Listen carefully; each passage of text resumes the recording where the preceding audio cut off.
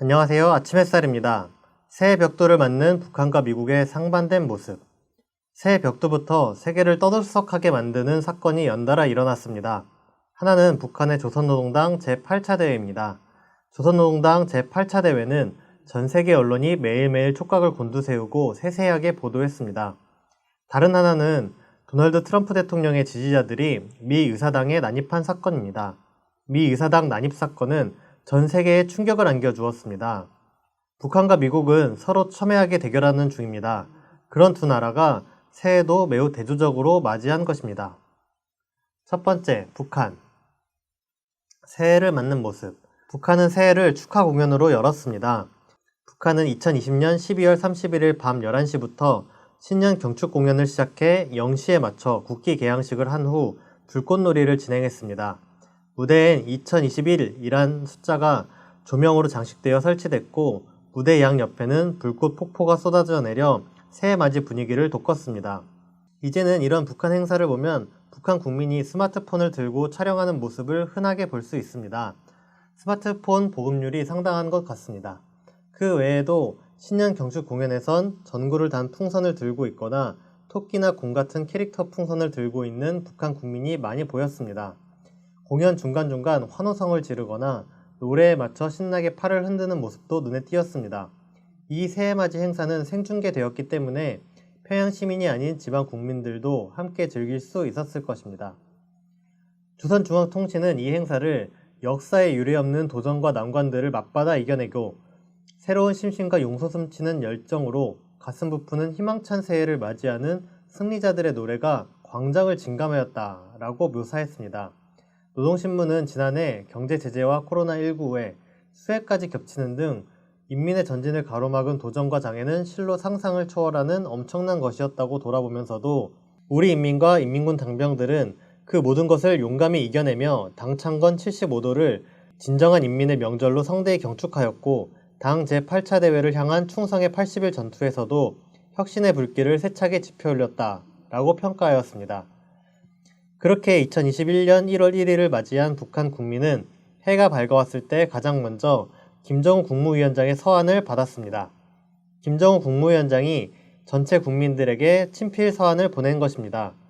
김정은 국무위원장은 가정의 행복과 국민의 안녕을 바라는 덕담을 한 후 인민을 위해 힘차게 싸울 것이라는 결의를 밝히고 조선노동당을 지지해준 데 대한 감사 인사를 전했습니다.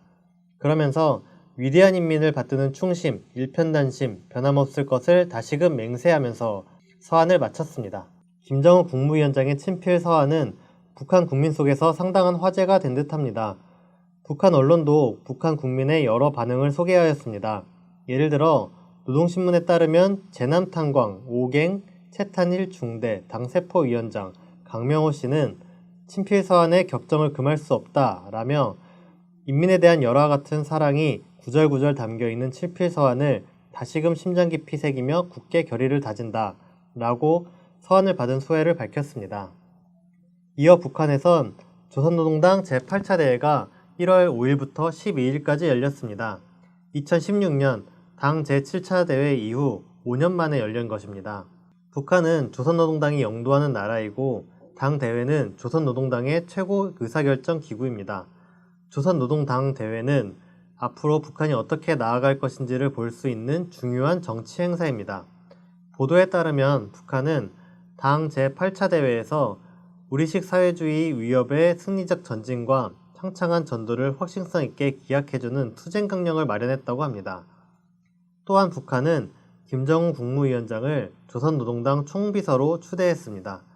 노동신문은 전체 대표자들은 위대한 우리 당을 대표하고 영도하는 수반인 조선노동당 총비서를 선거하는 최대 중대사를 앞두고 비상이 격양되어 있었다라고 현장 분위기를 전했습니다.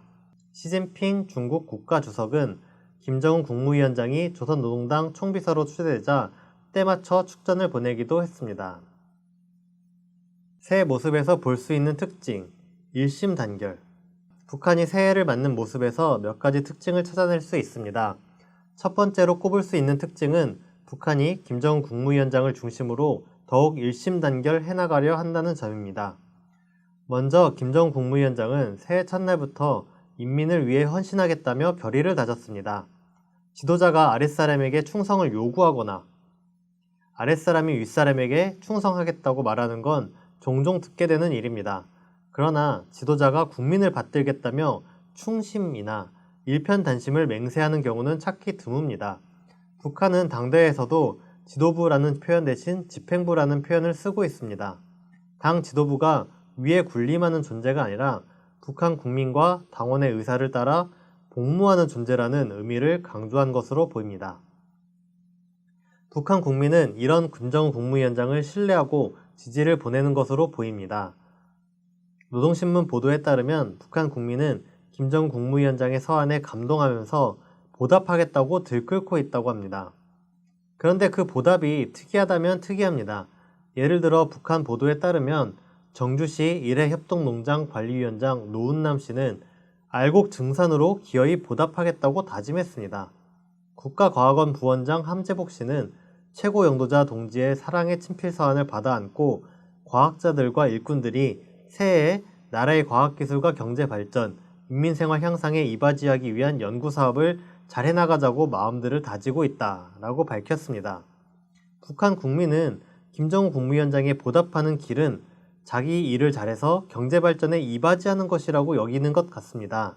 이런 사고방식은 김정은 국무위원장과 북한 국민이 뜻을 함께하는 동지관계를 이뤘다는 인상을 줍니다. 이런 북한 국민에게 김정은 국무위원장은 어려운 세월 속에서도 변함없이 우리 당을 믿고 언제나 지지해 주신 마음들에 감사를 드립니다. 라고 서한에 썼습니다. 수해와 코로나19, 대북제재라는 삼중고를 겪으면서도 지도자와 국민의 관계가 흔들리는 게 아니라 더 굳건해지는 모습에서 그들이 말하는 혼연일체, 일심단결, 정치적 안정이 느껴집니다. 열정, 기백, 포부, 희망. 북한이 새해를 맞는 모습에서 볼 수 있는 두 번째 특징은 열정과 기백, 포부와 희망이 넘친다는 것입니다. 김정은 국무위원장은 당 제8차 대회를 시작하자마자 개회사에서 국가경제발전 5개년 전략 수행기간이 지난 해까지 끝났지만 내세웠던 목표는 거의 모든 부분에서 엄청나게 미달되었습니다. 라고 밝혔습니다. 국내 언론에서도 이 발언을 대대적으로 다뤘습니다. 일반적으로 생각해 볼 때 목표에 미달했다면 당 제8차 대회는 질책과 비판, 책임 추궁으로 무거운 분위기였을 거라고 상상하게 됩니다. 그러나 실제 당 제8차 대회의 분위기는 사뭇 달랐습니다.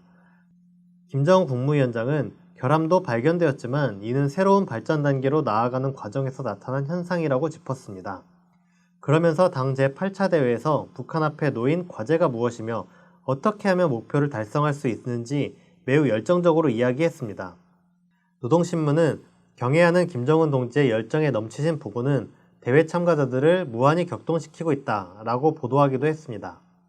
김정은 국무위원장은 부족한 점을 솔직히 인정하면서도 이 결함을 극복하면 한 단계 도약할 수 있다는 기백과 포부를 보였고 그런 기백과 포부가 당 제8차 대회 참가자들에게 열정과 희망을 불어넣어 주고 있는 듯 합니다. 신년 공연과 이를 즐기는 국민의 모습에서도 열정과 희망이 느껴졌습니다. 대부분의 나라들이 코로나19와 경제 침체의 여파로 연말 연초 행사를 취소하고 우울한 분위기에서 새해를 맞았는데 북한은 예년과 다름없이 흥성거리는 분위기로 환호하였고 새해 영시를 기해 국기 개양식을 하며 긍지와 희망을 강조했습니다. 이렇듯 북한의 새해 모습은 서로 희망과 자신감을 안고 서로를 축복하며 행복해하는 듯 보입니다.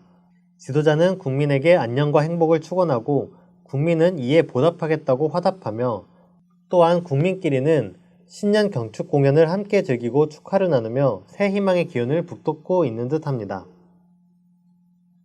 미국, 새해를 맞는 모습.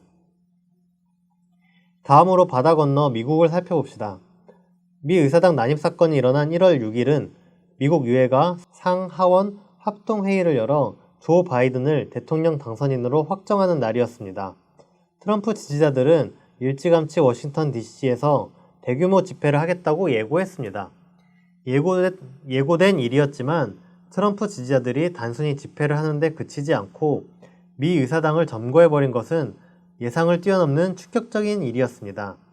미 의사당이 공격을 받은 건 1814년 영국군이 워싱턴을 공격한 이래 처음이라고 합니다.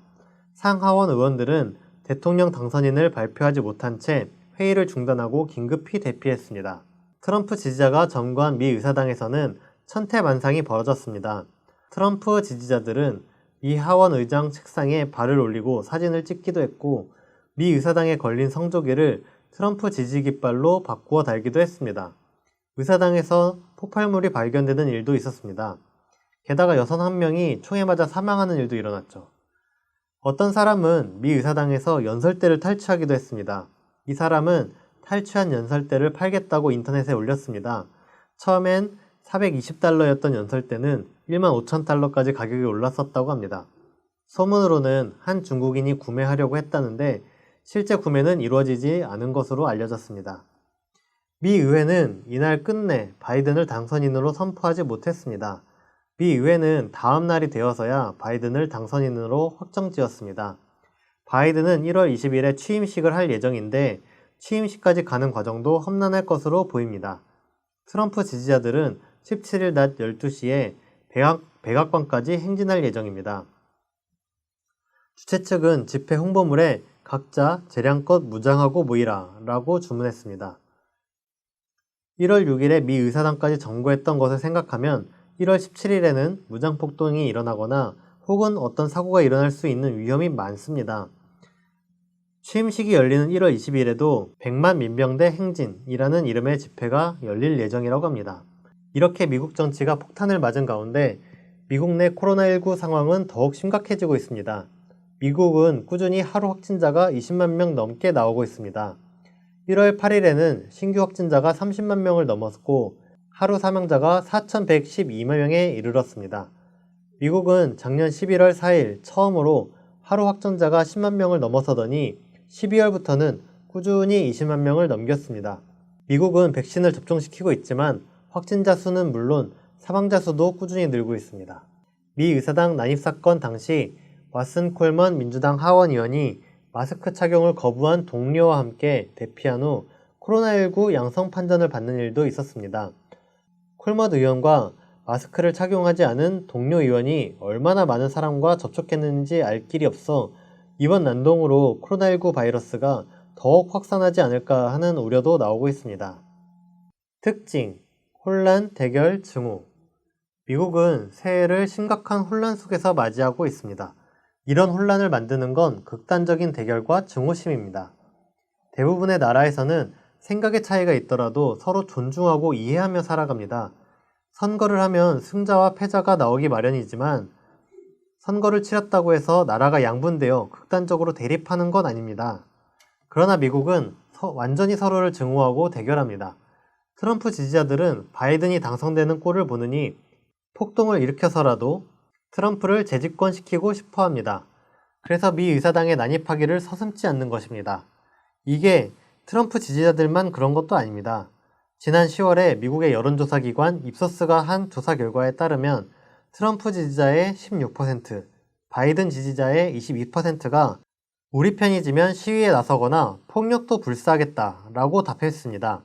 미국에선 이해와 관용은 사라지고 증오와 대결만 판치고 있습니다. 무한한 증오와 대결이 미국의 혼란을 걷잡을 수 없이 키우고 있습니다. 일시적이고 우연한 모습이 아니다. 어떤 사람들은 트럼프가 문제라며 트럼프만 내려오면 미국의 혼란도 사라지리라 여깁니다. 그런데 과연 그럴까요? 미 의사당 난입 사건을 자세히 살펴보면 미국의 혼란은 일시적인 현상이 아니라 뿌리 깊은 배경이 있음을 알 수 있습니다. 트럼프가 지지자들로부터 인기를 얻은 것은 백인 우월주의 때문이었습니다. 트럼프는 국경장벽을 설치해 이민을 막는 극단적인 정책을 펴가면서까지 백인 중심의 정책을 폈습니다. 그래서 트럼프 지지자 중엔 백인이 대다수입니다. 이 미국 백인들은 유색인종과 이민자들, 다른 나라들이 자신의 재산을 훔친다고 여깁니다. 그래서 트럼프가 멕시코에 국경장벽을 세우고 이민자들을 내쫓으려는 정책을 펴는 것이고 백인이 트럼프에 환호를 보내는 것입니다. 또한 이들은 미국의 엘리트, 기득권층을 불신합니다. 미국의 경제가 좋고 백인이 잘 산다면 이런 백인 우월주의는 위세가 떨어지게 됩니다. 유색인종과 이민자 등을 증오할 이유가 별로 없기 때문이죠. 그런데 미국의 경제가 어려워지면서 백인들이 위기에 놓이자 상황은 점차 달라졌습니다. 백인 사이에 유색인종과 이민자들, 중국 같은 나라에 대한 적대감과 증오가 기승을 부리는 것입니다. 그래서 백인은 2016년 미 대선에서 대다수의 예상을 깨고 트럼프를 당선시키기에 이르렀습니다. 다시 말해 트럼프가 등장해서 미국이 혼란스러워진 것이 아니라 미국의 위기가 트럼프를 부상시킨 것입니다. 미 의사당 난입을 주도한 이들도 백인 우월주의를 내세우는 극우단체였습니다. 미 언론 보도에 따르면 큐아난과 프라우드 보이즈, 3%즈 등 극우단체들이 의사당 난입에 관련되었다고 합니다. 이 극우단체들은 1월 5일 밤 2천여 명을 모아 방탄조끼와 헬멧을 착용하게 하고 칼이나 곤봉, 쇠막대기 등 무기도 미리 준비시켰다고 합니다. 미국의 극우단체의 역사는 상당히 오래됐습니다. 미국이 남북전쟁을 하던 1860년대 KKK가 만들어지면서 시작되었다고 볼 수 있는데요. 이런 극우단체가 지금에 이르러서는 미국 사회 곳곳에 퍼져 있습니다. 미국 극우단체가 얼마나 미국 사회에 뿌리 깊게 박혔는지는 미 의사당 난입사건 당시 경찰의 모습에서도 잘 알 수 있습니다. 미 의사당 난입사건 당시 일부 경찰이 바리케이트를 치워서 시위대를 지원하는 장면이 포착된 것입니다. 심지어 어떤 경찰은 미 의사당 안에서 시위대와 함께 셀카를 찍기까지 했습니다. 시위대를 막아야 할 경찰이 시위대와 함께하고 있는 어이없는 일이 벌어진 것입니다. 물론 경찰 중에서도 트럼프 지지자가 있을 수는 있죠. 그런데 경찰은 엄연히 공권력 아닙니까? 질서와 체계를 갖고 움직여야 하는 공권력이 대놓고 시위대를 도와줄 정도라면 미국 사회 곳곳에 극우단체와 생각이 유사한 사람들이 퍼져 있다고 봐야 할 것입니다. 꼭 극우단체가 아니더라도 백인 중심의 극단주의는 미국 사회에서 힘을 얻고 있습니다.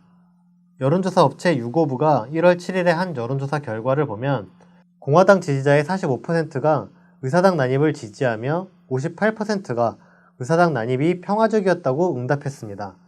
미 의사당 난입 사건이 일어나자 전 세계는 충격을 받았는데 정작 미국에서는 의사당 난입을 지지하는 여론이 상당한 것입니다. 상당히 많은 백인이 미 의사당 난입에 동조하고 있다는 것에서 오늘날 미국 백인이 얼마나 위기감을 느끼고 있는지 짐작해 볼 수 있습니다. 그러나 더 큰 문제는 사실 미국에서 백인은 흑인보다 잘 사는 계급 계층이라는 것입니다. 미국의 연방준비제도가 작년 9월에 공개한 3년 주기 가계재무 보고서에 따르면 백인 가구의 중위소득은 약 19만 달러인데 흑인 가구는 24,100달러에 불과합니다.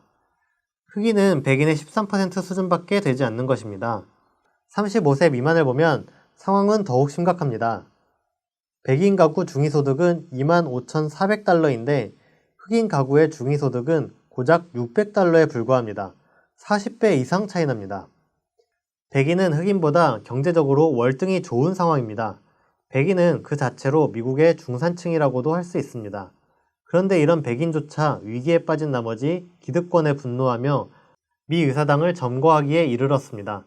미국 전체가 심각한 위기 상황에 빠진 것입니다. 그동안 사람들은 미국을 세계 초강대국이자 민주주의 선진국이라고 말해왔습니다. 하지만 이번 미 의사당 점거 사건으로 미국은 세계적으로 망신을 당했습니다. 영국의 보리스 존슨 총리는 수치스러운 장면이라고 이야기했고 유럽연합의 호세프 보렐 외교안보 정책 고위 대표는 오늘날 미국은 민주주의를 포기한 것 같다 라는 반응을 보였습니다. 중국 황구시보의 영문판인 글로벌타임스는 미국 민주주의와 자유의 거품이라며 조롱하기도 했습니다. 결론. 이렇듯 북한과 미국은 사뭇 다르게 2021년에 포문을 열었습니다. 새해 벽두부터 흥미로운 일이 많이 펼쳐져서 과연 앞으로 북미 대결이 어떻게 펼쳐지며 누가 승리를 하게 될지 귀추가 주목되지 않을 수 없습니다. 북미 대결은 전 세계에서 가장 중요한 문제입니다. 전 세계가 북미 대결을 주목하고 있으며 북미 대결이 치열해질수록 세계에 미치는 영향력 또한 점점 커지고 있습니다. 물론 세계 정치에 영향을 미치는 전선은 여러 가지가 있습니다. 미중 대결도 있고 미국과 유럽연합과 러시아의 대립도 있습니다. 미국과 유럽연합의 갈등도 있고 이란을 중심으로 한 중동 문제도 있습니다. 그러나 북미 대결이 이런 모든 것을 뛰어넘는 영향력을 발휘하고 관심을 모으고 있습니다. 예를 들면 사람들은 올해 시진핑 중국 주석이 신년사를 발표했는지, 발표했다면 어떤 내용으로 발표했는지에 대해선 잘 모릅니다. 그러나 북한이 조선노동당 제8차 대회에서 어떤 논의를 했는지는 토시 하나까지 따져가며 세세하게 분석합니다. 그만큼 북미 대결이 중요하기 때문입니다. 북미 대결이 이렇게 중요한 이유는 북한과 미국이 사회주의 대 자본주의라는 체제 대결을 하고 있기 때문입니다. 북한과 미국은 정치, 군사, 경제 등 다양한 부분에서 대결하고 있지만 근본은 체제 대결입니다. 과거에 체제 대결을 펼친 건 미국과 소련이었습니다. 이 대결에서는 미국이 승리했죠. 이 승리는 단지 미국이란 나라의 승리가 아니었습니다. 미국이 대표하는 자본주의의 승리였고 그 결과 많은 사회주의 나라들이 붕괴하고 자본주의로 돌아섰습니다. 북미 대결도 마찬가지입니다. 북미 대결이 누군가의 승리로 끝나면 그건 단지 북한과 미국 두 나라의 승패 문제로 그치지 않습니다. 지금도 미국이 북한을 제압하지 못했다는 것만으로 세계 정세에 여러 영향을 주고 있습니다. 이란이나 베네수엘라 같은 나라가 북한을 보며 미국을 상대로 강대강 정책을 펴고 있는 것입니다. 미국은 이런 이란과 베네수엘라를 제대로 진압하지 못하고 있죠. 북한의 사회주의와 미국의 자본주의의 대결은 어떻게 될까요? 북한은 사회주의와 자본주의의 차이를 하늘과 땅처럼 만들겠다고 장담한 적이 있습니다. 미국은 북한이 핵무기를 포기하면 번영을 얻을 것이지만 핵무기를 포기하지 않으면 멸망할 거라고 주장합니다. 과연 누가 밝은 안날을 열고 누가 암울한 쇠락으로 빠져들까요? 올 한 해 북한과 미국 두 나라가 어떤 모습을 보일지 주목해 봅시다. 오늘 아침 햇살은 여기까지 하겠습니다. 감사합니다.